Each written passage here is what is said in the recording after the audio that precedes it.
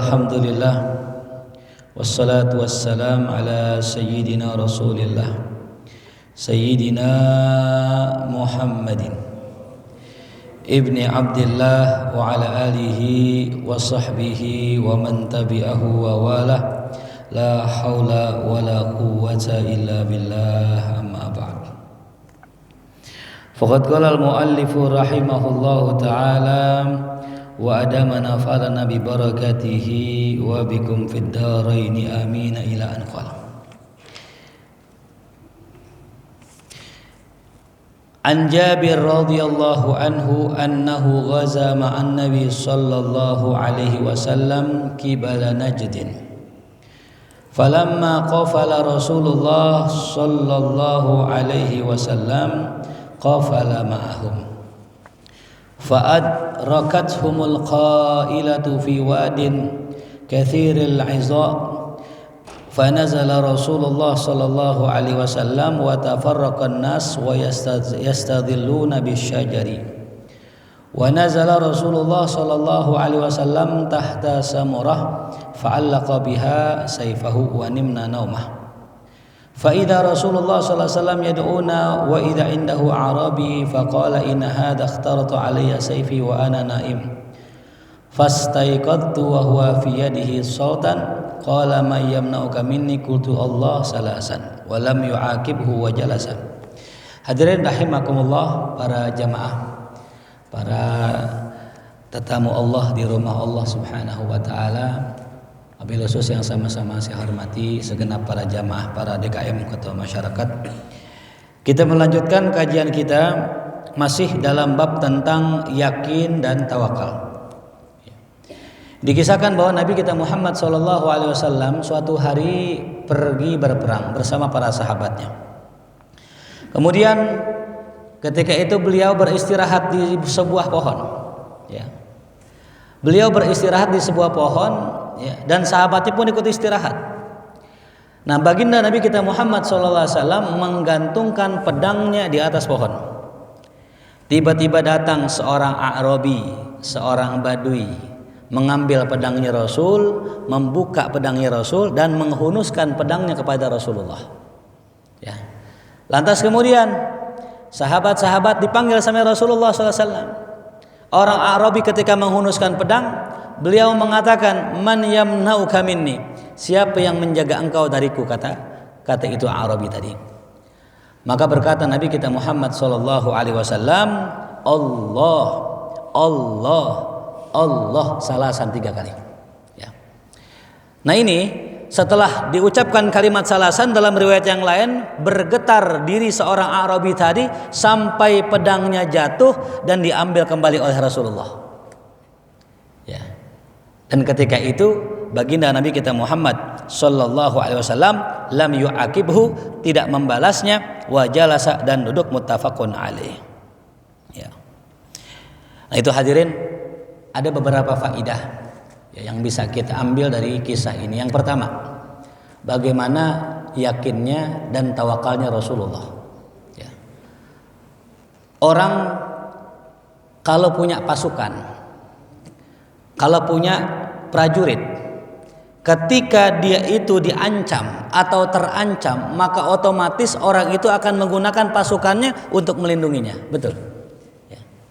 Rasul ketika sedang terhunus pedangnya, baginda Rasul SAW tidak memerintahkan para sahabat untuk melawan orang Badui tadi atau untuk meringkus orang Badui tadi, enggak, hadirin. Tapi Rasulullah justru ketika ditanya, man yamna'uka minni, siapa yang mencegahmu dari saya, apa kata Rasulullah? Allah. Beliau enggak mengatakan sahabat saya, beliau enggak mengatakan backingan saya, beliau enggak mengatakan bodyguard saya, enggak. Beliau katakan Allah. Cukup Allah yang melindungi saya. Seketika mendengar ucapan baginda Rasul, Allah, bergetar itu tangannya orang Badui tadi. Jadi hadirin rahimakumullah, baginda Rasul sallallahu alaihi wasallam itu memang memiliki satu wibawa, aura yang luar biasa. Dan wibawa ini diberikan oleh Allah untuk Nabi Muhammad sebagai mukjizat, Saking wibawanya Rasul hadirin, dalam riwayat yang lain, Rasul lagi duduk di masjid, lagi duduk santai begini. Tiba-tiba datang seorang budak perempuan. Ya, ada yang mengatakan budak laki-laki, intinya seorang budak datang, pengen menjumpai Rasul, pengen nanya sama Rasul. Ketika baginda Rasul menoleh ke orang tersebut, ihtazza badanu, badannya bergetar, menggigil, merinding karena melihat Rasulullah. Ya. Sebegitu Rasul luar biasanya. Tapi ungkapan para sahabat radhiyallahu anhu bagaimana tentang Rasulullah? Kana wajhuhu ya kal qamar. Wajahnya Rasul seperti rembulan. Artinya apa? Jadi Rasulullah itu indah tapi berpadu dengan wibawa. Beda dengan Nabi Allah Yusuf alaihissalam. Nabi Allah Yusuf indah, tampan tapi tidak diselimuti wibawa. Sebagaimana wibawanya Rasulullah. Gitu. Makanya wajar Siti Zulaikha ngejar-ngejar Nabi Yusuf, pengen apa itu? Pengen ya memperkosa Nabi Yusuf, tapi tidak ada satupun cerita Nabi setampan Nabi Muhammad ingin diperkosa oleh seorang perempuan, nggak ada. Karena Nabi dibekali oleh Allah dengan wibawa. Ini saking wibawanya Rasul hadirin. Termasuk mukjizat. Orang kalau udah dengar bahwa dia berurusan dengan Nabi Muhammad, maka jarak 1 bulan orang itu sudah keringat dingin. Contoh misalnya ada khobar ya, bahwa Nabi Muhammad pengen ekspansi ke negeri fulan, itu yang punya negara, yang punya wilayah udah keringat dingin ketakutan, jarak 1 bulan. Kayak orang mau ujian nasional gitu hadirin, penuh dengan apa tuh? Rasa takut, deg-degan. Kenapa? Karena Rasulullah ya pengen ekspansi ke negaranya. Ya. Nah, itu mukjizat yang diberikan Allah Subhanahu wa taala. Kendatipun demikian, Rasul orangnya kuat, Rasul punya pasukan, Rasul punya prajurit, tapi nggak dipakai sama Nabi untuk melindungi dirinya karena yakinnya kepada Allah Subhanahu wa taala. Nah, ini yang bisa kita petik dari hadis ini. Lalu hadis yang selanjutnya dikatakan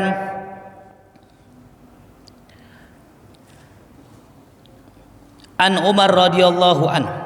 Ya, an Abi Umarah Al-Barra bin Azib radhiyallahu anhu qala Rasulullah sallallahu alaihi wasallam. Nabi kita Muhammad sallallahu alaihi wasallam bersabda, "Ya fulan idza awaita ila firashik faqul Allahumma aslamtu nafsi ilaik." Nah, ini ajaran Nabi ketika kita pengen tidur. Kata baginda Rasul, kalau kalian pengen tidur maka katakanlah Allahumma aslamtu nafsi ilaik. Ya Allah, aku pasrahkan jiwaku kepadamu. Wajjahtu wajhi ilaik, aku hadapkan hatiku kepadamu. Wa fadwattu amri ilaik, aku serahkan urusanku kepadamu. Wa alja'tu dhahri ilaik, aku sandarkan punggungku kepadamu. Raghbatan wa rahbatan ilaik, sebagai bentuk harap dan cemasku padamu. La malja' wa la manja minka illa ilaik, tidak ada tempat bersandar, tidak ada tempat keselamatan kecuali darimu ya Allah. Amantu bi kitabikal ladzi anzalta, aku beriman dengan kitabmu yang telah kau turunkan. Wa nabiyyikal ladzi arsalta, dan kepada nabi yang telah kau utus. Fa innaka in mittu min mitta min lailatika mitta alal fitrah. Kalau engkau baca ya fulan dalam malammu, maka engkau akan meninggal dalam kondisi suci, dalam kondisi yang bersih. Wa in asbahta asabta khaira, kalau engkau di pagi hari maka engkau akan mendapatkan kebaikan. Ya, ini satu amalan dari Rasulullah untuk kita sebelum tidur. Ya. Untuk apa? Untuk memasrahkan diri kita, hidup kita hanya kepada Allah. Ya. Nah, jadi hadirin rahimakumullah, yang bikin kita urusan kita itu tidak beres adalah kalau urusan kita selesaikan sendiri. Urusan gak bakal beres kalau urusan kita kerjakan sendiri, gak bakal beres. Ya, maka dalam setiap perkara kita, maka paling tidak kita berdoa kepada Allah, meminta kepada Allah, menyerahkan urusan kita kepada Allah. Ya, saya pernah sampaikan dulu ya, ada satu makalah ya, kalau kita angkat tangan, Allah turun tangan. Tapi kalau kita ya turun tangan, Allah angkat tangan. Apa maksudnya? Kalau kita berdoa, Allah akan turun tangan. Ya. Tapi kalau kita turun tangan, artinya kita keurus sendiri, kita nggak berserah kepada Allah, maka Allah angkat tangan. Allah tidak peduli dengan kita. Itu ya. Makanya hadirin rahimakumullah, jangan remehkan doa. Jangan remehkan doa. Ya. Ini orang kita sekarang orang materialistik. Apa-apa ngukurnya harus dengan yang zahir. Kalau orang sudah punya minuman, ngapain doa minta minum? Toh juga udah ada minuman. Lah, bukan itu yang kita cari. Kalau kita sudah di depan kita makanan, ngapain kita berdoa minta makan? Bukan itu yang kita cari. Ini orang kagak paham hadirin, bahwa makanan yang kita konsumsi belum tentu bikin kenyang. Ya. Minuman yang kita minum belum tentu menghilangkan dahaga. Belum tentu makanan yang kita makan membuat umur kita berkah, membuat tenaga kita berkah. Bisa jadi lantaran makanan ini waktu kita nggak berkah. Maka yang kita minta dari Allah bukan hanya makanannya, tapi minta keberkahan pada makanan. Ya. Masih ingat kisah ini Imam Syafi'i ketika beliau diundang makan oleh Imam Ahmad muridnya. Imam Syafi'i makan semua makanan dengan lahapnya. Ya. Lantas kemudian di malam hari beliau berbaring. Ketika berbaring, beliau terbayang ayat-ayat Allah Subhanahu wa taala dan beliau banyak menyelesaikan masalah-masalah fikih dalam satu malam, selesai masalah fikih yang banyak. Apa pelajaran yang bisa kita ambil? Bisa jadi berkah makanan yang halal, makanan yang barokah. Kalau kita pakai itu makanan dengan ibadah kita nambah. Kalau kita pakai buat belajar, ilmu kita nambah. Kalau kita pakai itu makanan yang halal buat kerja kita nambah. Berkah dan bertambah. Ya. Tapi jangan sekali-kali kita makan, sekedar makan nggak baca bismillah, nggak nyari berkah. Kenapa? Makanan yang dimakan nggak baca bismillah, maka akan hanya menambah berat badan dan menambahkan kesialan buat kita. Itu ya. Nah itu jadi hadirin rahimakumullah, ini doa ya diajarkan oleh baginda kita Muhammad SAW. Allahumma inni aslamtu nafsi ilaik, ya wa wajjahtu wajhi ilaik. Ya. Nah kalau nanti silakan mau cari, silakan cari di kitab Riyadhus Shalihin ya, tentang bab masalah yakin dan tawakal. Ya. Dalam riwayat yang lainnya juga disebutkan, qala Rasulullah, Rasul mengajarkan kepada saya, idza ataita majjaka fatawadda wudu'aka lis-shalah. Kalau engkau mendatangi tempat tidurmu, maka berwudulah seperti wudukmu untuk sholat. Ini anjuran kalau kita pengen tidur dalam kondisi apa? Berwudu. Kenapa? Ya ada alasannya tuh. Dalam kitab yang lain disebutkan orang kalau tidur dalam kondisi berwudu, maka kalau dia mati, maka dia matinya husnul khatimah dan ruhnya diangkat sama Allah Subhanahu wa taala.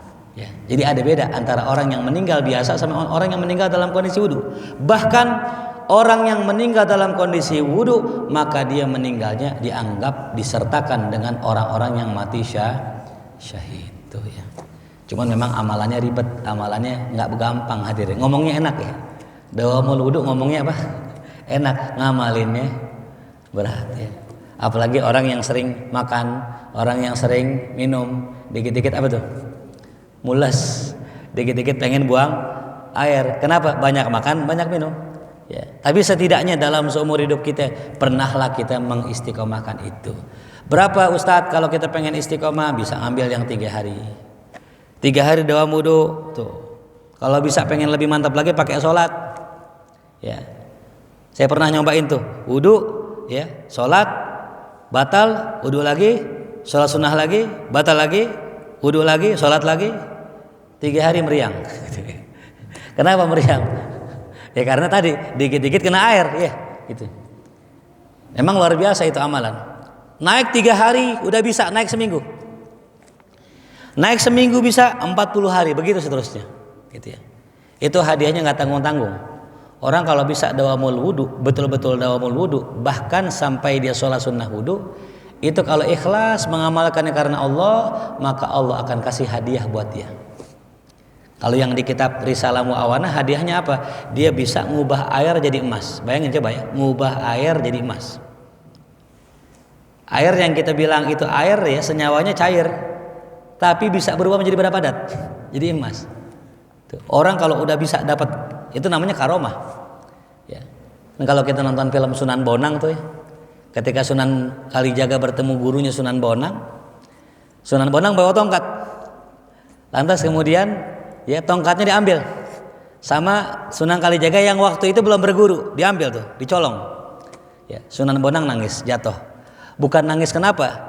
Beliau jatuh persis di rumput yang beliau itu injak. Beliau sedih, ya Allah, saya telah membunuh salah satu makhluk Allah. Gitu ya. Rumput keinjak pakai tangan begitu, pohonan gitu, nggak sengaja. Dia nangis, kaget lah nih Sunan Kalijaga. Kok bisa ada orang cuman gara-gara nibanin pohonan dia nangis gitu? Ya. Karena memang hadirin, menurut para sufi, para aulia sholihin, jangankan makhluk hidup, benda mati pun mereka hakikatnya itu diberikan oleh Allah rasa seperti kita. Ya. Tapi bukan ruh, bukan ya. Mereka diberikan rasa seperti kita. Mereka bisa merasa bersedih, mereka bisa merasa bahagia, mereka bisa merasa sengsara. Ya. Kalau itu motor misalnya tuh, motor nggak punya ruh, tapi diberikan rasa sama Allah. Kalau yang naik orangnya orang soleh maka akan girang. Itu motor kalau girang maka jarang sakit, maka jarang ke bengkel ya. Tapi kalau motor yang naikin orang yang tukang maksiat, maka dikit-dikit belanja mulu, dikit-dikit jajan mulu tuh. Kenapa? Karena sedih. Ya sama kayak orang kalau hatinya sedih gampang sakit. Tapi kalau orang hatinya senang, sakit jadi sehat. Gitu. Nah jadi Sunan Bonang tuh begitu. Nah ketika itu Sunan Bonang bilang, ya ini tongkat bukan sembarang tongkat. Ya, ini tongkat bisa ngerubah apa itu? Ada satu pohon kolang-kaling tuh di dalam filmnya ya. Itu diapain tuh? Dientukkan sama dia. Tiba-tiba pohon itu semua buji-bijinya menjadi emas. Subhanallah tuh ya. Para aulia begitu tuh. Ya, dengan kuasa Allah, dengan karamahnya dirubah sesuatu benda biasa jadi emas. Gitu. Ya, sebagaimana dikisahkan dalam kisah yang lain, ada seorang ulama namanya Ibnu Hajar Al-Haytami, seorang miskin tapi faqih, ahli fikih. Ya, namanya orang ahli fikih pasti ada ujiannya. Nggak jauh-jauh ujiannya kalau nggak orang lain ya orang dalam. Sampailah istrinya ngeluh tentang kesusahan suaminya, gitu. Lagi ngeluh kesusahan suaminya, kata suaminya gini, saya bukannya nggak punya duit, ya. Kalau saya pengen harta, saya tinggal berdoa sama Allah. Itu dibuka lemarinya kosong, pas dibuka isinya emas. Dibuka isinya apa tuh? Emas. Ya, karomah. Kalau mau ini silakan ambil, tapi jangan sama saya. Ya kita pisah. Gitu. Seketika istrinya bertobat, minta ampun sama Allah, dan dia minta maaf sama suaminya. Udah dah nggak jadi. Bukan ini yang kita cari itu. Nah jadi begitu hadirin. Itu ya salah satu karomah yang diberikan Allah buat orang-orang yang dawamul wudu. Ya. Makanya amalan ini nggak gampang, berat. Tapi kalau orang dapat taufik dari Allah, yang berat menjadi ringan. Gitu. Kalau dapat apa? Taufik. Ya, ada yang namanya taufik di sini. Nah, itu ya. Kalau dapat taufik, insya Allah ringan. Makanya cari suami namanya taufik, Bu. Insya Allah tuh. Dapat taufik saya gitu. Ya, jangan nyari suami namanya wahyu. Ntar ngaku jadi nabi. Gitu. Saya habis dapat wahyu tadi itu gitu. Nah, ya. Summa taji ala syikikal aiman. Kemudian engkau berbaring di atas bagian badanmu yang sebelah kanan tuh. Ya waqul, dan katakanlah doa yang tadi. Ya waj'alhunna akhira ma taqulu, jadikanlah itu kalimat yang paling akhir engkau katakan. Ya ini anjuran dari Nabi.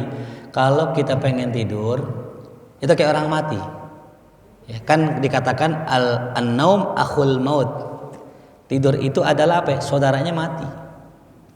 Makanya orang tidur kayak orang mati. Sekarang saudara tuh. Ya. Cara tidur pun kalau bisa kayak orang mati. Orang mati ini kalau orang pengen mati, kan biasa dibaca apa itu? Talqin kan. La ilaha illallah. Kalau emang udah nggak sanggup, bacanya Allah aja, Allah, agar akhir kalimatnya Allah gitu. Ya. Nah sama orang kalau misalnya dia pengen mati tadi, bilang Allah, udah bilang Allah, terus nyebut misalnya, ya warisan gua gitu misalnya gitu. Ulang lagi, Allah. Agar apa? Agar jangan sampai akhir kalimatnya bukan Allah gitu. Ya, jadi caranya gitu kalau nalkinin. Pun dianjurkan kalau nalkin kalau bisa jangan keluarga. Kalau bisa orang lain yang nggak ada hubungan waris sama dia. Kalau bisa anjurannya, anjurannya. Bukan nggak boleh, bukan anjurannya. Ya, kenapa tuh kalau orang keluarga kadang mungkin sedih, ya. Atau mungkin ketika lagi baca Allah yang dipikirannya bukan Allah tapi warisan. Pak buruan Pak. Makanya anjurannya mungkin guru, ulama, siapapun itu ya. Sebagaimana saya kisahkan dulu ada seorang ulama namanya Fudail bin Iyad punya murid pengen meninggal, dibacain Yasin gerah. Ini yang kisahkan Imam Ghazali dalam kitab Minhajul Abidin. Dibacain Yasin gerah, dibacain tahlil dibilang begini, jangan kau bacakan itu, sungguh saya telah berlepas dari kalimat itu. Nauzubillah. Di akhir hayatnya si murid apa? Murtad. Tuh, ngeri. Nauzubillah min dzalik. Ya kita nggak kisahkan ke sana lah. Intinya kalau bisa pas kita tidur, ujung yang kita sebut namanya siapa ya? Allah. Jangan ngomong lagi setelah bilang Allah. Atau bismika Allahumma ayo bismika amut, itu selesai, tidur dah. Jangan ngomong lagi setelah itu. Kenapa? Biar ujung kalimat kita sebelum tidur lafaz Allah, lafaz doa, lafaz zikir gitu. Bahkan ada yang mengajarkan kalau kita di thariqah itu ada yang namanya zikir. Ya. Zikirnya namanya ya ada zikir lisan, ada zikir qalbi, ada zikir khafi. Ya, nanti kalau manakala kita sudah dawam zikrullah, ya senantiasa berzikir kepada Allah, nanti Allah akan jadikan hati kita terus berzikir. Sampai pun pengen tidur. Bahkan sampai tidur. Bahkan sampai seluruh anggota tubuh kita ikut berzikir. Ya. Bahkan salah satu karomah salah seorang ulama ketika dia lagi duduk, lagi zikir, ya, itu ada muridnya tuh yang ngedengerin, ya, nggak sengaja tuh nempel di anggota tubuhnya. Itu ternyata suara yang terluar dari anggota tubuhnya itu Allah, Allah. Karena yang zikir bukan hanya hatinya, tapi seluruh anggota tubuhnya berzikir. Itu zikir tingkat tinggi itu. Bahkan ada salah seorang aulia sholihin, ya, ketika di penjara dihukum dia sama pemerintah, muridnya nanya, wahai guru, apa sih ma'rifatullah? Apa sih makna kenal kepada Allah? Si guru bilang, besok saya jawab pertanyaan ente. Besok dieksekusi, tangannya dipotong. Ketika tangannya dipotong, muncrat darah, darahnya bertuliskan lafaz Allah, Allah. Ya, jadi kan jangan hanya jangankan lisannya, jangankan hatinya, darahnya kalau muncrat lepasnya Allah. Itu kisah disebutkan di dalam syarah ya kitab Mukhtasar Sahih Al-Bukhari. Ya. Nah, jadi kisah-kisah seperti itu ma'ruf dalam kitab-kitab ulama. Gitu. Nah, jadi para aulia sholihin mereka menjadikan ujung kalam mereka adalah Allah. Bahkan ada yang lebih unik lagi. Ada orang lagi ngajar. Lagi ngajar hadirin, lagi ngajar, lagi nyampein hadis qala Nabi sallallahu alaihi wasallam, "Man kana akhiru kalamihi la ilaha illallah," meninggal. Meninggal. Ya. Dijawab apa jawaban terusannya? Dakhalal jannah. Artinya apa? Ketika dia mati maka masuk ke dalam surga. Mudah-mudahan kita husnul khatimah semuanya. Ya, gitu hadirin. Emang unik-unik ya kisah-kisahnya. Tapi yang unik ini Masya Allah, dari semua kisah-kisah tadi, kisah orang meninggalnya dalam kondisi zikir, dalam kondisi wudhu, dalam kondisi sujud, ada satu kisah yang unik lagi, bahkan lebih unik. Itu kisah kalau lagi joget. Ada kemarin lagi joget, ada tuh ya. Lagi joget, tahu-tahu meninggal tuh, ngeri banget ya. Ya, mana belum nyawer lagi. Itu pertanyaannya begini, Ustadz, kalau ada orang meninggal lagi joget, dia habis nyawer, Ustadz, husnul khotimah apa suul khotimah gitu. Dibilang suul khotimah, habis sedekah sama biduan. Dibilang husnul khotimah, tapi joget. Nah, gimana nih jawabnya? Bingung ya. Makanya jangan bikin malaikat bingung. Ya, malaikat pernah bingung hadirin. Ketika ada orang yang pernah tobat dari membunuh 100 orang, ya kan dia pergi tuh ke kampung sebelah yang kampung beriman. Di tengah jalan belum sampai kampung orang beriman meninggal dunia. Malaikat debat, bingung malaikat. Kata malaikat yang baik, yang di kampung yang baik, ini orang harusnya ke sini, dia orang baik. Yang satu bilang, enggak, dia belum sampai kota ente, dia masih dalam kondisi maksiat, belum tobat dia. Bingung malaikat tuh. Jadi ada kalanya begitu ribut tuh. Tapi subhanallah, ini pelajaran buat kita ya, betapa besar rahmat Allah. Itu ketika posisi jenazah di tengah-tengah antara kota baik kota buruk, Allah melalui malaikatnya menarik bumi, ditarik bumi bagian yang baik, ditarik brek, sehingga tuh jenazahnya tadi bergeser ke arah apa tuh? Shallallahu alaihi Muhammad tuh. Karena memang niatnya tulus pengen tobat walaupun belum sampai setengah kota tersebut, ya. Maka Allah lihat niatnya, dia sungguh-sungguh ditarik jenazahnya sehingga jenazah itu gelinding masuklah lebih dekat kepada kota yang baik. Siapa yang narik tuh jenazah? Allah. Tuh ya. Kisahnya unik-unik. Gitu. Kalau sekarang, zaman sekarang ya, keunikan-keunikan itu udah nggak ada. Kenapa?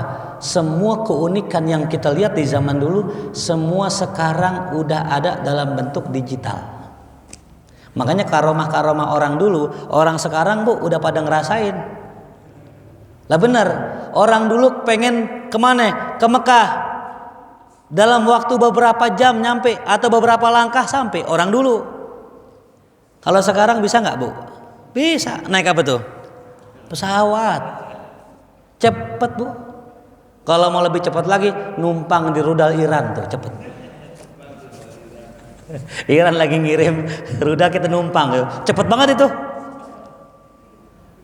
Orang dulu ngobrol guru ame murid pakai karomah. Dilihat tembok, dilihat muka gurunya. Gurunya lihat tembok, dilihat muka muridnya. Begitu cara orang dulu berkomunikasi. Karomah. Sekarang bu, nih video call. Ya orang dulu pakai telepati, ngomong dengan jarak jauh, tahu-tahu begini aja, iya, siap, gitu. Orang dulu, orang sekarang apa tuh? Telepon, pakai headset lagi kadang gitu. Ya, jadi karomah-karomah yang dirasakan orang dulu, orang sekarang ngerasain nggak? Ngerasain, cuman dalam bentuk apa tuh? Digital tuh ya. Makanya orang sekarang karomah-karomahnya dikit, nggak kayak orang dulu. Kenapa? Karena bersandarnya sama Allah kurang. Kalau orang dulu betul-betul dipengen ngabarin anaknya bagaimana di sono, dipengen ngabarin keluarganya gimana. Sayyidina Umar ketika lagi khotib, lagi khutbah, ngelihat Allah bukakan tuh pasukan sedang berperang. Di tengah perang sahabat-sahabat yang lagi perang mendengar suara Sayyidina Umar, padahal beliau ba'idun anhum, jauh dari mereka. Dengar, ya Sariya us'udu ilal jabal, wahai pasukan naik ke gunung. Itu sahabat yang lagi perang bingung kenapa? Umar di Madinah, suaranya di mari. Itu. Kalau kita sekarang bisa nggak begitu? Bisa. Namanya live streaming namanya tuh. Jadi karomah udah habis, sekarang udah muncul semua ini. Gitu. Zaman dulu orang karomah cewek jadi cowok, cowok jadi cewek, bisa zaman dulu tuh. Sekarang udah gampang, udah operasi kelamin di Korea ya. Bukan di kreo, bukan. Nah itu hadirin ya. Jadi kembali lagi tadi. Ya, orang dulu bersandar betul sama Allah, maka Allah kasih jalan keluarnya. Orang sekarang bersandarnya dengan media, bersandarnya dengan teknologi, sehingga Allah nggak begitu dipeduliin sama orang sekarang. Tuh. Jadi ini yang begini-gini kadang-kadang membuat kita kurang butuh sama Allah. Gitu. Ya. Kadang orang bersandarnya ame nih, dia punya M-banking di sini, ada M-banking. Kalau orang jalan keluar kota bawa HP, bawa M-banking, aman nggak? Aman. Ya. Tapi kalau orang nggak bawa M-banking, takut nggak? Berarti Tuhannya siapa itu? Tuhannya siapa? M-banking. Tuhannya siapa? ATM. Karena ketika ATM nggak dibawa, dia geli. Coba lihat zaman Wali Songo dulu, Sunan Bonang, Sunan Giri, Sunan Gunung Jati dan lain sunan-sunan yang lain. Itu kemana-mana bawa ATM nggak itu? Mereka pasrah sama Allah. Kalau emang ada makanan dimakan, kalau nggak ada dia nggak makan. Makan begitu. Beda sama kita. Kalau mau jalan kemana-mana emang nyiapin dulu gitu. Karena kurang yakin dengan rezeki dari Allah. Makanya sekali-kali boleh nih yang buat yang muda-muda ngetes gitu, ngetes mental gitu. Besok aneh haul Solo jalan kaki. bawa tas ransel sama tongkat, setelin musik do do tiro gitu. Jadi apa tuh? Jadi siapa namanya? Joko Kendil itu Faras Kendil juga tuh. Keren. Sekali-kali boleh Ras kita praktekin ilmu yakin biar benar-benar yakin. Mohon maaf nih ya, anak-anak sekarang itu bermental namanya mental strawberry. Kemarin saya ngeliat tuh ada ustadz bahas keren juga mental strawberry. Ya. Apa mental strawberry? Karena sang orang tua itu sangat protektif, sangat menjaga anaknya. Anaknya akhirnya nggak bisa ngapa-ngapain. Ya.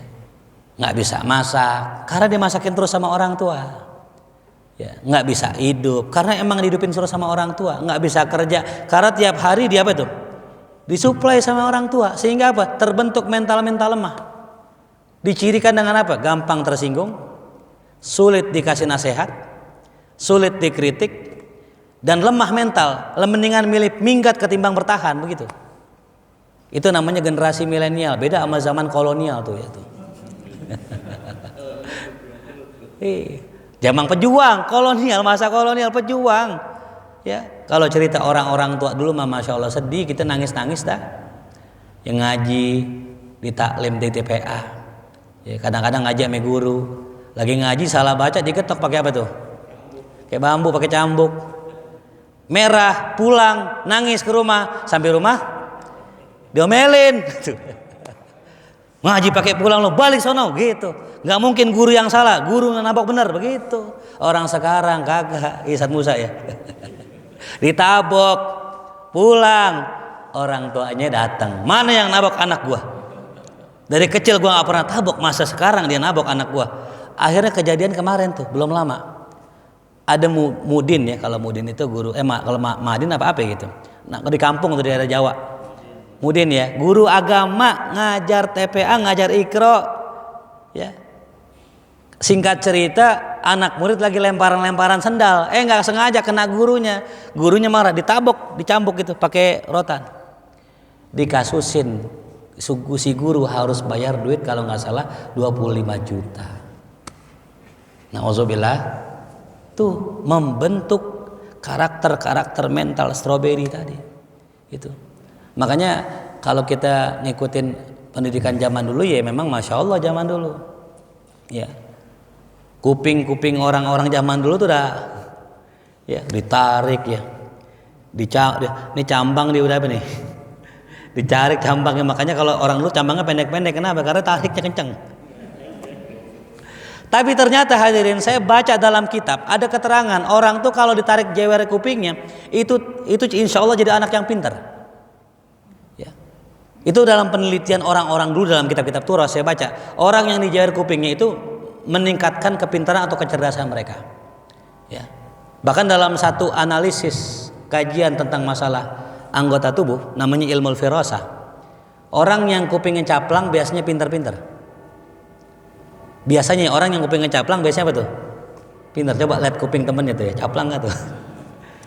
Karena orang yang pintar biasanya pendengarannya bagus, penglihatannya bagus, pendengaran bagus, sehingga informasi nyampe cepet. Tapi kalau orang maaf misalnya ya, pendengarannya kurang, saban guru nerangin gitu. Jadi begini, dikit-dikit gitu. Yang begini kagak pinter-pinter ini. Maka kita jangan sedih hadirin ya kalau misalnya punya kuping caplang tuh ya. Kenapa tuh? Karena insya Allah jadi orang apa? Pintar. Yang kedua, ciri orang pintar, intelijensi, dia hidungnya mancung gitu. Nah tuh, pegang hidung lah tuh. Mancung gak tuh gitu. Ini menurut ilmu firasah ya, ada beberapa ciri-ciri karakter orang itu pintar, ada ciri orang rajin dan sebagainya gitu. Itu dipelajari dalam kitab namanya Ilmu Firasah karangan Imam Ar-Razi. Cuman orang sekarang udah nggak baca itu kitab. Orang dulu dipelajarin. Kita kan bisa lihat kan orang baik mukanya gimana, orang jahat bener gak? Makanya tokoh-tokoh di film tuh ya, yang jadi peran antagonis harus sesuai mukanya, emang muka antagonis. Jangan sampai mukanya perannya antagonis, mukanya alim banget gitu. Lah kagak cocok gitu. Nih ilmu udah hilang nih, ilmu orang dulu udah hilang tuh. Ilmu firasah namanya. Imam Syafi'i belajar ilmu itu. Saking belajar Imam Syafi'i rahimahullah, suatu hari pernah pulang dari Yaman belajar ilmu itu, ketemulah ada seorang yang menurut ilmu firasah ini orang jelek banget. Matanya jelek, mukanya jelek. Wah, ini kalau di ilmu firasahnya ini orang punya akhlak yang jelek. Tapi Imam Syafi'i kaget pas datang, Imam Syafi'i disambut. Ahlan ya Imam, ayo sini Imam, kita ngeteh dulu. Tuh, dijamu. Imam Syafi'i masih agak suuzon. Masa sih orang begini, perasaan ilmu yang aneh pelajarin nih orang kayaknya jelek akhlaknya, ya orangnya pelit dan sebagainya. Tapi ini orang baik banget. Dikasih tempat tidur. Imam Syafi'i tidur di sini. Ya, saya siapkan air hangat buat mandi, siapkan selimut buat tidur. Imam Syafi'i pas malam itu mikir, wah jangan-jangan ilmu yang aneh pelajarin salah ini. Masa orang baik begini dikata jelek akhlaknya? Itu malam dia belajar kitab Hirosah, pengen dibakar kitabnya. Karena apa tuh? Wah ini bikin suuzon orang ini. Masa orang baik dikata jelek, pengen dibakar nggak jadi. Pas besok pagi ketika hendak pulang meneruskan perjalanannya, Imam Syafi'i bilang terima kasih, jazakumullah khair. Ditahan sama itu orang yang punya penginapan tadi. Sebentar ya Imam. Emang kenapa? Ente pikir tidur di sini gratis katanya. Wah, Imam Syafi'i mulai, wah ini orang kenapa nih? Ini list biaya ente menginap semalam di sini. Wah, ternyata ilmu aneh nggak salah. Orang kayak begini emang dasarnya kagak apa tuh? Modusnya Mbak melayani, modusnya menjamu, ternyata ujung-ujungnya duit. Itu. Makanya orang baik tercirikan dari mukanya juga sebenarnya. Ya, banyak orang-orang baik dilihat dari mukanya udah orang baik. Ya. Sebagaimana orang Yahudi ketika Nabi Muhammad datang. Orang Yahudi nih bisa tahu dia mengatakan apa? Demi Allah, ini wajah bukan wajah pendusta tuh. Jadi wajah-wajah orang jujur aja kelihatan. Ame wajah-wajah orang modus kelihatan. Ya. Kan orang modus kan namanya orang-orang jujur kelihatan Pak. Sebenarnya kalau orang peka. Cuma masalah orang sekarang nggak peka ngeliat mana orang jujur, mana orang modus. Ya. Tuh. Nah jadi kembali lagi tadi, ya ilmu-ilmu seperti ini. Ya, adalah ilmu-ilmu yang memang sudah sekarang udah nggak dipelajari, sama kayak ilmu falak, bukan malak bukan ya. Ilmu falak itu ilmu orang-orang dulu tuh Pak. Mereka bisa meneliti nama orang, misalnya contoh, si Fulan nikah sama si Fulan, apakah cocok apa enggak? Itu mereka teliti dari namanya. Misal lakinya namanya misalnya ya Mulyono misal namanya gitu. Bininya namanya ya Sukamti misalnya gitu. Nah itu diteliti sama mereka, dihitung tuh. Ya, itu namanya falak. Dan banyak ternyata ya kesesuaian dengan ilmu itu. Ya, itu udah hilang tuh, itu hilang ilmunya ya. Kalau orang-orang Jawa dipakainya hana caraka itu ya. Ya hana caraka mungkin sebagian tahu. Tapi kalau Islam enggak. Islam pakainya abajada hawaza. Itu disebut dengan huruf abajadun namanya. Ya. Imam Ghazali saat menulis salah satu kitab judulnya itu Al-Awfaq. Ya. Ada salah satu istri daripada Khalifah Harun ar-Rasyid, selirnya. Cuman yang diherankan, ini kok selir disayang banget sama Harun ar-Rasyid, sayang banget sama selirnya. Sama istrinya kurang. Nggak lama itu selirnya meninggal. Ternyata didapati di perutnya itu dia mengukir dengan tulisan-tulisan itu. Ya, tulisan-tulisan kalau kata kita wafak sekarang. Sehingga si Harun ar-Rasyid begitu cenderung sama dia karena tulisan-tulisan yang ditulis di perutnya itu. Gitu. Nah itu ilmu juga termasuk namanya ilmu apa tuh? Ya ilmu hikmah namanya. Gitu. Ya. Nah kalau orang-orang dulu zaman penjajahan itu dipakai tuh ame para guru-guru kita termasuk Kiai Haji Nur Ali Bekasi. Itu ketika perang bacanya itu dikasih wirid, dikasih amalan, bahkan nggak sedikit yang nggak nempan di tembak, ya. Kalau cerita pitung nggak ada nempan ditembak itu bener, itu. Nah pakainya namanya ilmu apa tuh? Ilmu hikmah. Nah ini juga ilmu-ilmu yang begitu-begitu, itu zaman sekarang udah nggak dipakai. Kenapa? Nah kenapa? Karena kalau kita pun sakti, kalau kita pun kuat, kita nonjok orang, misal mati, kita masuk apa tuh? Penjara. Beda sama zaman kolonial, beda zaman-zaman Belanda. Makanya dulu santri yang menjadi daya tarik pesantren itu adalah ilmu-ilmu begitu.